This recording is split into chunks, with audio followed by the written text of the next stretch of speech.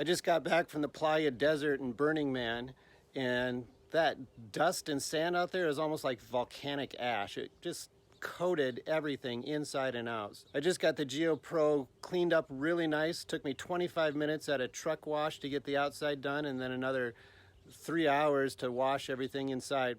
It's looking great inside and out, so I thought this is a great time to do a little video of the 2-year reliability of the Geo Pro. So let's take a look. In our adventures, we backed into an area and kind of messed up the jacks. So those are 2 aftermarket jacks. The factory ones work good, but that is not covered under warranty, by the way, when you go off-roading and destroy something on your Geo Pro. I love this bike rack. Make sure you lock your bike up, because you'll find that that's one of the most sought after items in the campgrounds. But I love how it just sits up there just perfect. Another thing that did go wrong is the wheel that came with it, after a while, just started wearing bad. Like I said, we use this thing every day, so we ended up replacing that wheel with a little stand from Amazon for 20 bucks. It's worked out great. One of the repairs that we did have done under factory warranty is the hot water heater direct spark indicator. Ever since our warranty repair, it's been working great, and that's been 1.5 years ago, and it's been used hundreds of times, so I would say it's fixed well now. Everybody wants to know about the tires. So this is the factory off-road package, and we're running 235/75 R15s, and I believe that we have a 4-inch lift on it. It does have plenty of ground clearance. It's got more ground clearance than our Jeep, actually.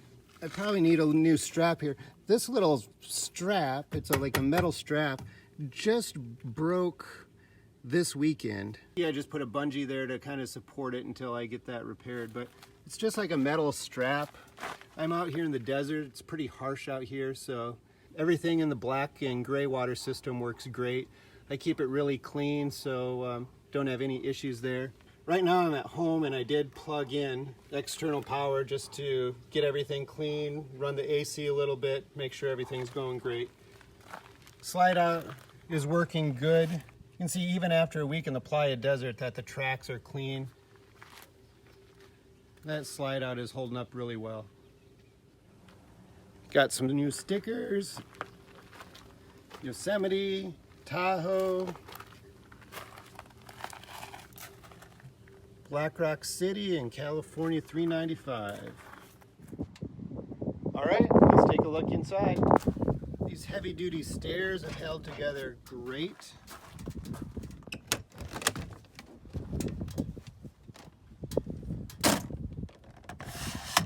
Screen door, latches, everything's still really solid. I always take off my shoes because I think if you have clean floors, it just keeps your whole unit clean. We've lived in this full time for 1.5 years and still use it on a weekly basis to go out on excursions. And I want you to just look at how clean and how nice this is. It's certainly used, but it's in good shape, and that's because I make an effort to keep it clean. The closet doors, everything still is held together nicely. Stereo and TV work perfectly, no problems there. Sofa's in excellent shape.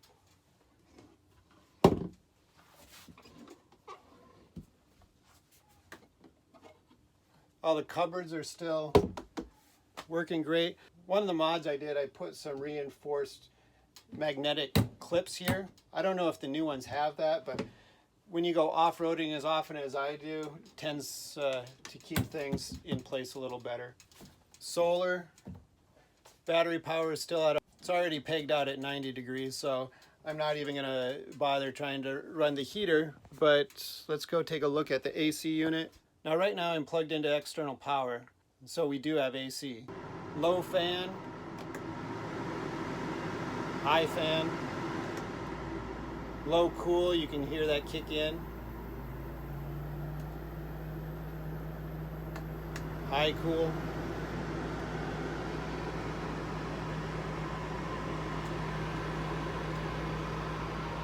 It's kicking it out here. Oh yeah. So how long was that? 30 seconds. It's already kicking out nice, really cool air. I'll just let that go for a little bit. So it's been a couple minutes and it's literally blowing ice cold air. It's great, but again, it only works when you're plugged into power. Again, if you're just watching this video for the first time, Viva paper towels, they stay on the roll. They're the only ones that stay on the roll and you don't have a big mess when you stop. Sink's working great. Still have a little bit of breakfast dishes in there. Holds water, doesn't leak out at all. You can take a look at the burner.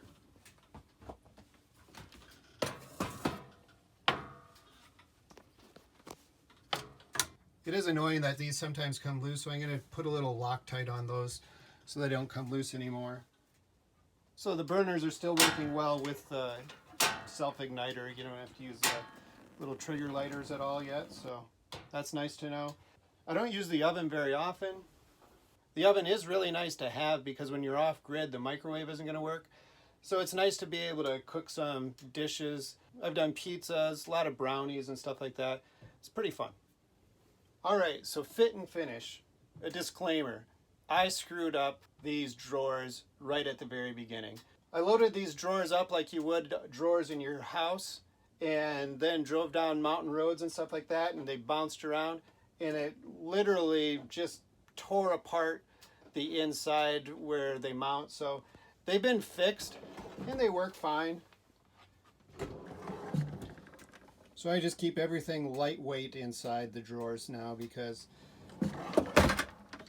the microwave works great, but again, only when you're plugged into external power. The fridge works amazingly well, and it's fairly large inside. And you can see the freezer is plenty cold to do some nice ice cubes. This is a whole bunch of popsicles for the hippies. I like to feed the hippies when I'm out in the campgrounds. I don't know why the hippies never seem to have food, but I'm always giving them ramen or pancakes or popcorn, so oh well. Hippie lifestyle, I guess. Coming into the bathroom, everything works great for the plumbing. Toilet's still super clean and working well. Sink works well. I did upgrade and reinforce the medicine cabinet for off-roading. This is an aftermarket shower curtain, but the liner is still really good. It's an aftermarket shower head. We get great water pressure with it though. I'll just give you a little quick demonstration on the water pressure. It's a really nice water pressure. It's as good as you get at some of the hotels that have the low flow shower heads. I do recommend spending the extra $1 to get the Scott's RV toilet paper. It's quick dissolve, and the $1 you save here will pay for itself, not having to worry about wrecking your septic system or your black water. And of course, the Maxxair Vent. This thing is amazing. It's about 100 degrees outside right now, and inside it's bearable. It's still warm, but I just opened the front windows of the Geo Pro, turn on the Maxxair Vent, and it just pulls a nice steady flow of air through here and really cools it off. Right now it's a little hot because it's like 105 degrees outside and I have the AC unit off, so it's a little stuffy in here right now, but I run that Maxxair Vent almost 24/7. Fit and finish, most of it's held together excellent. We spent a lot of time in the Pacific Northwest, and I don't know if the Geo Pro really likes that much humidity for a long period of time. We had like 8 days of rain, that it was just constant rain. And our finish right here buckled a little bit, but we took it in when we had our warranty work done, and they just put a little piece here, and that seems to be holding together really nice. 2 years and 40,000+ miles on this thing, and it's just a little loose right there in the fit and finish. Not enough that I want to mess with it, because I think if I pull it down to re-glue it, it's going to make it worse than what it is, but just a little loose right there. That could just be from the flexing of all the off-roading that we do. And again, just that one's not even loose. So I would say fit and finish has been remarkable on the inside of the camper. I love the white interior. It's daytime, but just look how nice and bright it is in here. It just makes you happy being inside. Unlike, you know, the dull, dark wood grain that used to come with your grandparents' campers, this stuff is like, I mean, this is like being in a modern house. I really love it. I mean, you got stainless steel appliances, stainless steel fridge, fairly large fridge that works really well. I'm really happy. And I know there's units out there that are even a little higher quality, but they're also 4 times more expensive. So it just matters what your budget is. I still feel that the Geo Pro is one of the best values for the dollar. And if I was going to get a camper again to do the same type of adventure I did, to go out for more than a couple weeks at a time, I would pick the same unit. I like this one, and I really love the 19 FD, which has the fold down Murphy bed. And that one, it doesn't have a slide out, but it actually feels bigger. So if you have a chance to go poke around the different ones at your RV store, just go look and compare. I mean, I think you're going to really like these. So that's it. That's my 2-year update. That's everything I got for you in a 19-foot camper. Mine has an aftermarket 300-watt inverter, and we had 2 inverter outlets installed. I believe the new ones come with a different setup, and I believe if you get the solar package, you get a 1,000-watt inverter.